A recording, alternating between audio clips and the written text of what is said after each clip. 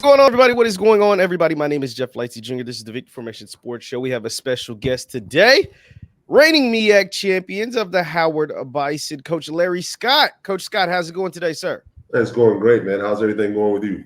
I cannot complain, Coach Scott. I cannot complain. Thank you once again for doing this for a second year in a row. And I remember last year, you told me that your plan was to go out and win the MEAC championship and go down and win the Celebration Bowl in Atlanta. Well, you did win the MEAC championship and you made it down to Atlanta. Just kind of encapsulate the 2023 season from your perspective. What was that like to make that run with your team?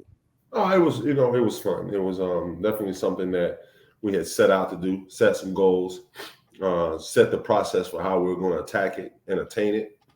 And the guys did a wonderful job. They bought in. They truly believed in what we were doing and how we were doing things. Came to work every day with that mindset and attitude of a champion. And that's what we were trying to do. We were trying to build a culture and a mindset and mentality around here, built around everything that we do in the classroom, from our community service, what we do in the classroom, what we do in the field, what we do in the weight room, how we take care of our bodies, how we represent ourselves in the dorms and on the yard and all those type of things.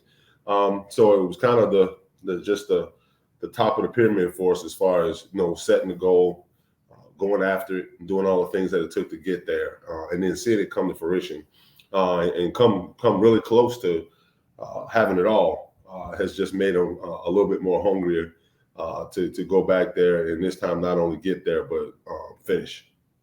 Absolutely. Now, Coach Scott, I remember during our conversation last year, you talked about wanting a MEAC championship game, like wanting a game. And some other coaches may or may not have said, there's no need to have a MEAC championship game. Well, you played that team. The coach and that team was Coach Trey Oliver, North Carolina Central. You all played them. They hung 50 on you in 2022. You returned the favor and hung 50 on them in 2023. What was that like? Was that in your mind when you were playing that game? I got to ask because the fans are going to ask me why I didn't ask. So I got to ask you that, Coach Scott. No, just winning the game was the most biggest part that was on my mind. We knew that game was, quote unquote, the game that would probably decide the fate of the MEAC. And so we wanted to make sure we went out with a mentality and mindset to just win the game. Just so happened, kind of took off that way and kind of finished that way. But at the end of the day, we just wanted to win.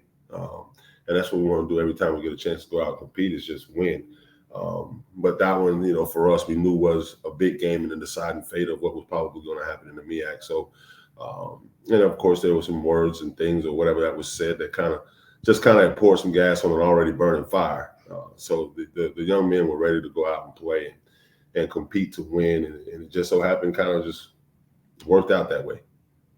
Absolutely. Now, Coach, at the end of the 2023 season, you all did compete as the MEAC champions in the Celebration Bowl.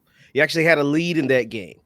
Just what you remember from that game, what you take away from that game going into spring ball and then ultimately the fall of 2024? Just that, the difference between winning and losing is a very small margin of error, right? And when you're playing championship caliber football in a championship game, that margin of error shrinks to even smaller. So we can go back and pinpoint 2 to 3 plays that were the pivotal plays in that game that made the difference between us, being the champions and not. And so when you come back and you get back to the drawing board with your team, you put those 3 plays up there and you go, this is an example of it. You never know which play in a game is going to make the difference. And to get all the way to a championship game and have these 3 things, which were base things, kind of not go our way or not execute to the potential we've executed it, could be the difference in winning championships tonight, and how small that area is. And now we got to close that gap of why that happened, starting now in January. Our new mindset, a new approach, a more disciplined approach, a more attention to detail and everything that we do. So it was used to thrust us forward into this new 24 season, and that preparation started way back in January. Absolutely. Once again, we're talking to Coach Larry Scott of Howard University, head coach of the Howard Bison. Now, Coach Scott, with the Celebration Bowl, you guys were able to win the MEAC. Just what was that outside of the game? What was the experience like for you and your team? For someone who hadn't been had a chance to be there yet until 2023, what was that experience like for Howard to be in Atlanta with all the Howard alumni and everything that was taking place? What was kind of like that experience? That experience is one that I tell the guys that we shouldn't fall short of every year with Howard. And that's going to be our mindset. That's going to be our mentality. That's going to be our approach. If for whatever reason we're not there, we're going to have to really dig deep and look inside and say, well, okay, what's happening? What's going on?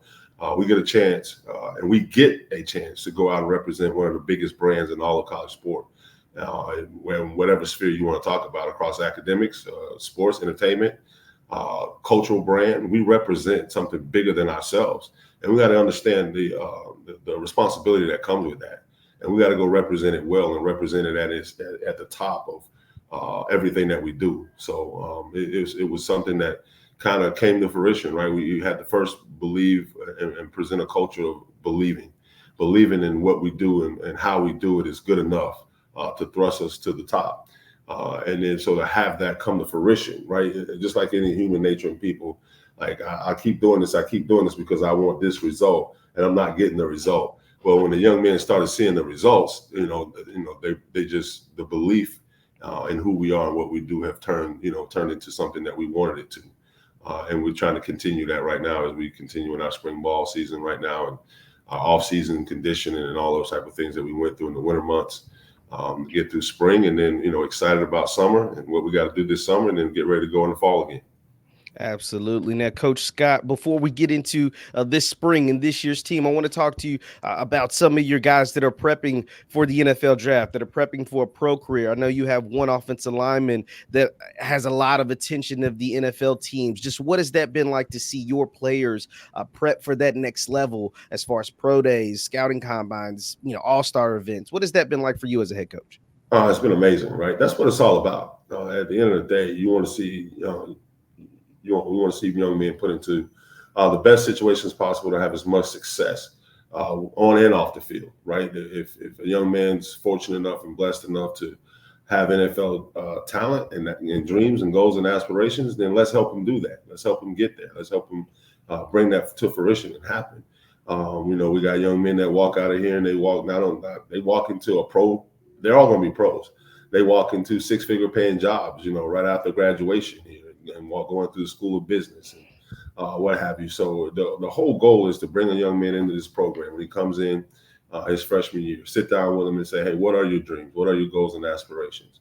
And then in that 4-year window, attack that to help put them in the best position possible. So to see our young men, which all had graduated to at that's what people didn't really understand. We had a pro day, and every guy that was out there was already a graduate of Howard University. And was well on their way into moving into the next phase of their life as champions, as graduates, and as pros. So to see them come in, as freshmen and kind of watch that maturation process for them, and then put them in a position to have the type of success that they want to have, it's what this business is all about. If coaches are in this business, especially at the collegiate level, for anything other than that, I think they need to try doing something else. Absolutely. Absolutely. Once again, we're talking to Coach Larry Scott of Howard University. Now, Coach, talking about spring ball, we're getting into this year's team.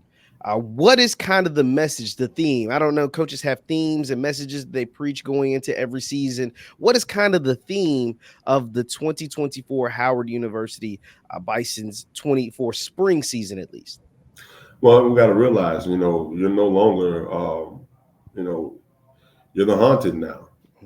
Right? No, you're not going to sneak up on anybody anymore. People will know who you are and what you're all about, but you're not the hunted as long as you're always hunting. So we have to stay hungry, right? We have to stay hungry. We have to understand that we've now put an expectation on who we are, and we got to make sure we uphold that and represent what that is each and every day. And that's not when we get to the fall games on Saturdays. No, that starts in January, and that approach and mindset is to go out and win the day every day. Maximum strain, maximum effort. So for us, it's been, hey, we got to keep hunting. got to keep hunting, and we got to learn, and we got to finish. So that's our deal going into this season. It's going to be, hey, keep hunting, keep our head down, hunt, and finish. And that's kind of what we're wrapping everything around, along with just who we are: smarter, tougher, more disciplined. And if you're a smart team, you're a tough team, you got a lot of discipline, and you do it together, you're gonna always give yourself a chance to win and have success. Absolutely. Now we know quarterback is the most recognized position in all of football, and for your team, you may be in a transition period at the quarterback position and having some quarterback battles. What has that been like so far early in this spring season, and then obviously going into fall? Well, right. It's been fun. I think that's the fun part. People get, I think, a little bit too wrapped up in that and like, okay, how is this going to work out? I think right now we've got 2 or 3 guys in here really competing and dueling out. We signed transfer from North Carolina A&T. That's going to come in here and join us this summer. That'll be a part of that competition as well. But every football team, even with a lot of its members still being the same, takes on a new life every season. No one team is the same year in and year out. So it's a fun time for us. That's how I refer to it. There's a lot of people like, well, what's going to happen? Well, I think it's a fun time because, we're going to kind of it's that, that molding time, remolding, retransition. Who are we going to be? What are we going to be? And I've never, as a coach, tried to fit a square peg in a round hole. I was never going to put P in a position where this is our system. This is what we do, and if it doesn't work, then it just doesn't work.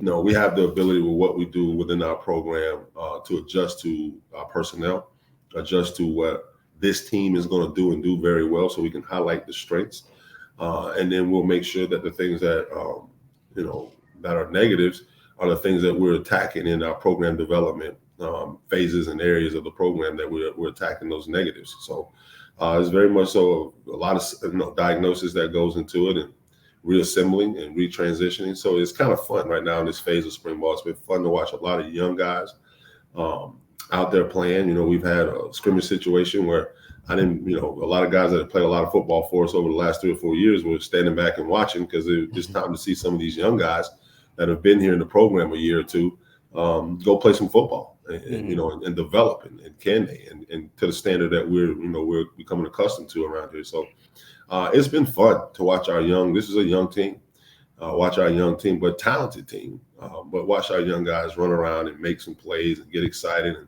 kind of show us what they can do. And so it's really taking shape. We got some work to do, obviously, still, but we'll be ready to go.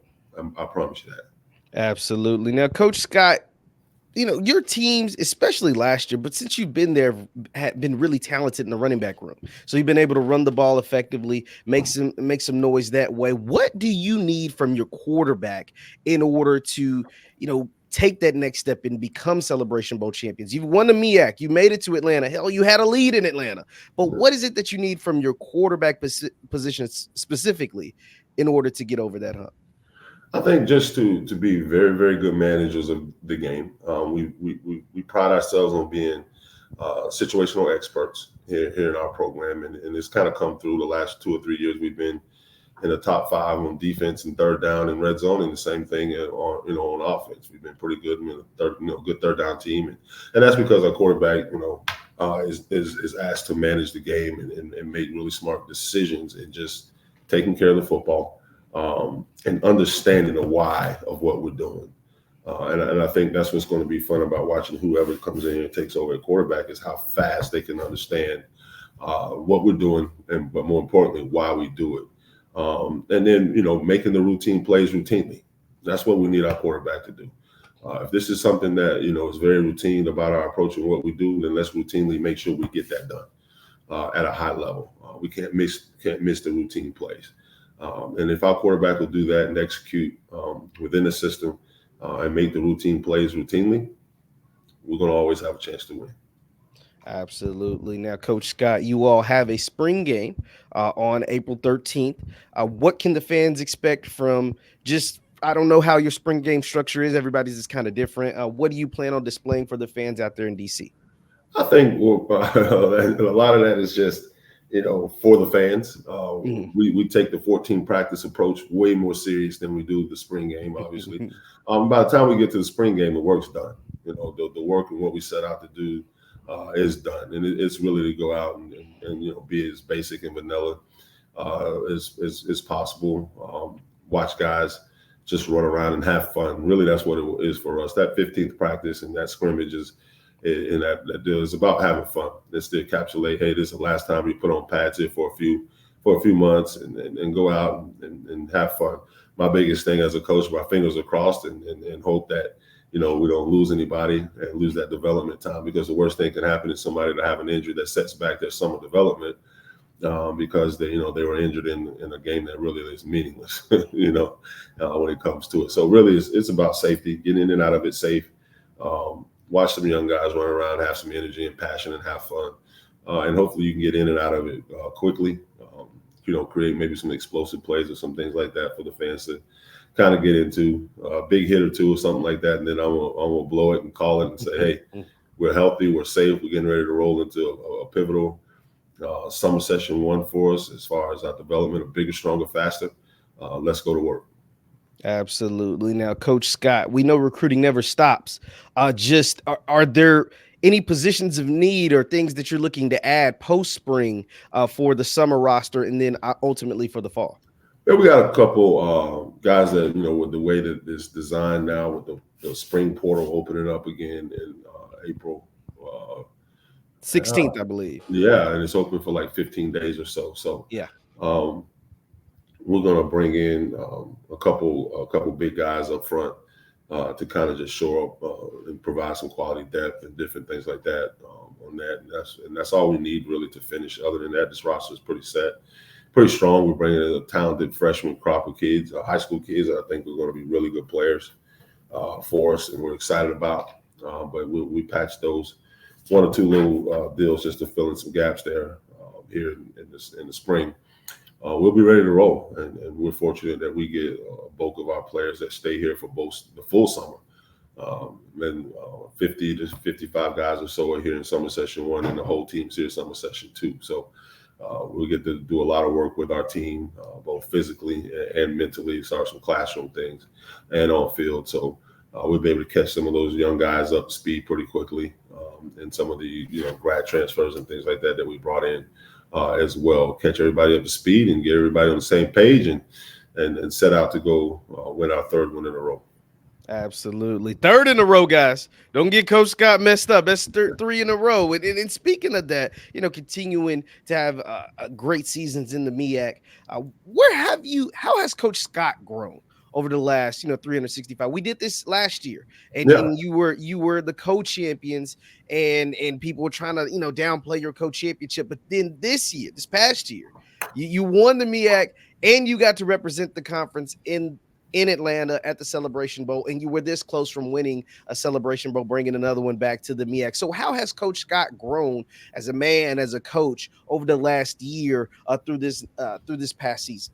That's a really good question, and I think for me, it's a spiritual piece to it too, becoming more grounded and truly my why, and why I do what I do, and why I choose to do it where I do it.